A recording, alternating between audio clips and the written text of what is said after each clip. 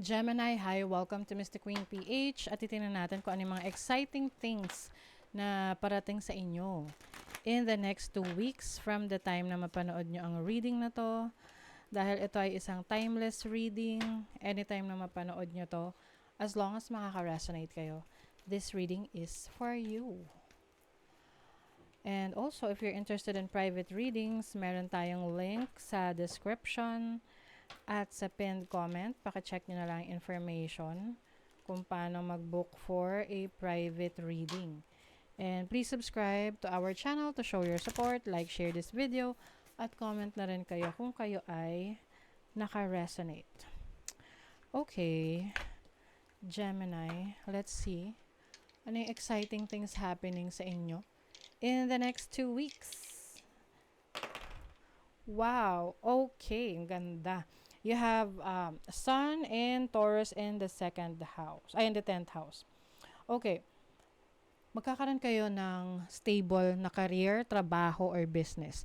Whether ito ay nagsimula na, or magsisimula pa lang, or in the next 2 weeks, makukuha mo. Okay, the Sun is about strength, confidence, lakas, no? This is about joy, happiness. So, some of you, magiging masaya kayo sa career path or business na meron kayo. I also see na merong popularity rito, no? Someone will be popular or merong fame, magiging sikat. Oo.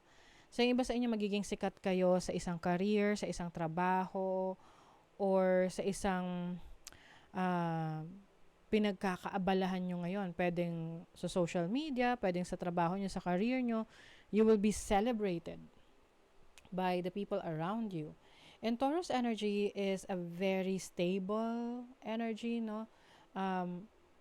Itong career path, trabaho, or business na meron kayo in the next 2 weeks is going to bring abundance sa buhay mo. Like, stability. Okay?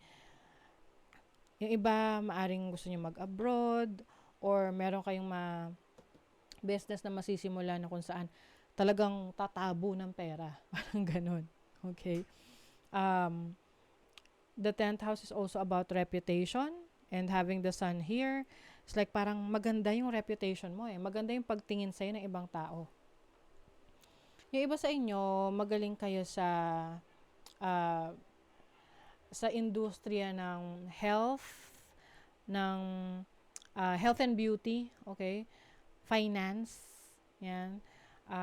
Medical, anything related to beautification, oo. And also sa finances. So, pwedeng kayo ay nag-a-advise or ang career, business ninyo related sa skincare, beauty products, food, pwede rin sa pagkain, food industry. You have Divine Feminine. So, this is about fulfillment.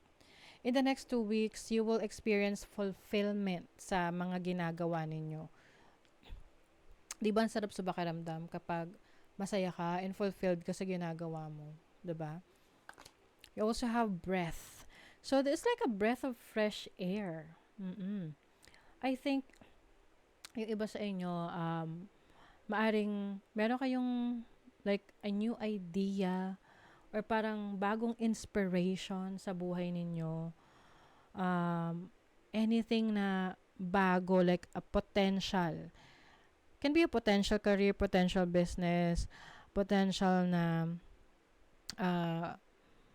job, or can be like self-employment na ipupurso ninyo. You also have the ray of light. This is clarity. Focus. Understanding.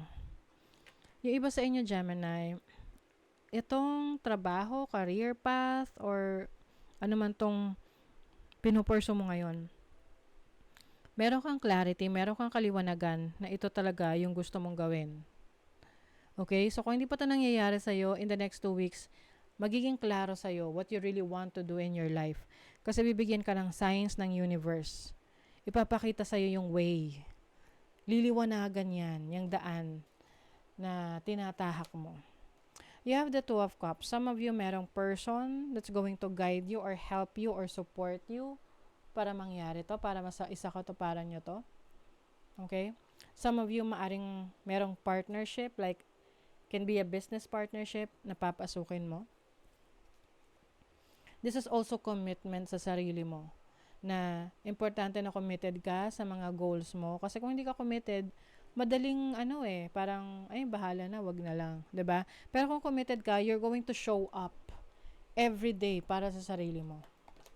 You have the devil. Merong mga temptations around you. Okay? Ito yung kailangan mong paglabanan. Like for example, ang goal mo ay maging physically fit. So, syempre, mag-exercise ka, kakain ka ng healthy food. Pero syempre, nandiyan yung laging, may temptation na, ay, tatamarin ka, or wag na lang, ayan yung cake, ayan yung mga bagay, pagkain na hindi nakakabuti sa health mo. So, itetest ka ng universe kung gaano ka dedicated sa goals mo. And once you are focused and dedicated, ire-reward ka talaga ng universe. So, very critical itong mga exciting happening sa inyo, Gemini. Kailangan mo talaga ng commitment para mag-work ito. You have the Hierophant, which is wisdom. Ito yung pwedeng person sa buhay mo that will help you motivate para ma-achieve mo yung goals mo. Maaari ring meron kang mentor na nag-guide sa'yo kung ano yung dapat mong gawin, kung ano yung landas na dapat mong tahakin. Some of you, meron ding exciting na new beginnings when it comes to learning. Maaring meron kang bagong information, bagong ideas, bagong matututunan. This can be a skill. This can be an ability na i-improve mo. You also have the Eight of Wands, which is, makikita mo, umaangat siya. So, maaring meron ditong pag-angat ng sitwasyon na meron ka. It's like you are expanding, you are rising. 'Di ba? So, kung meron kang negosyo, mas lalong umaangat ang estado ng negosyo mo. Pagdating naman sa trabaho, maaring you're going to be the center of attention, meron kang recognition, meron kang mga successful projects or successful achievements sa trabaho. You have the Three of Swords. So, I feel like ito yung challenge for you na kailangan mong pagdaanan para mapatunayan mo sa sarili mo what you really want in life. Kasi there can be distractions, there can be temptations. And some of you, Gemini, in the next 2 weeks, may guidance sa inyo, but at the same time, may possibility kasi na ma-distract ka.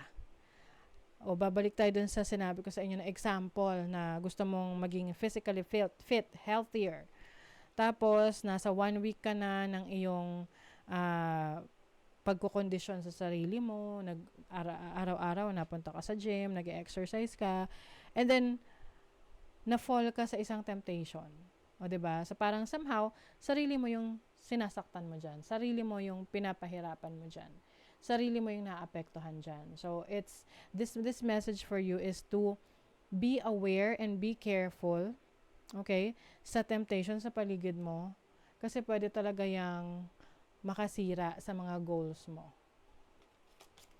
You have the book. So, importante na you are learning. Importante na ninunurture mo yung sarili mo sa pamamagitan ng pag-aaral, pagbabasa. This is about, this can also be a revelation sa'yo. Maaring meron kang malalaman, matutuklasan, na magiging kapaki-pakinabang sa'yo para ma-achieve mo yung mga goals mo. You also have the 3. This is about growth and health.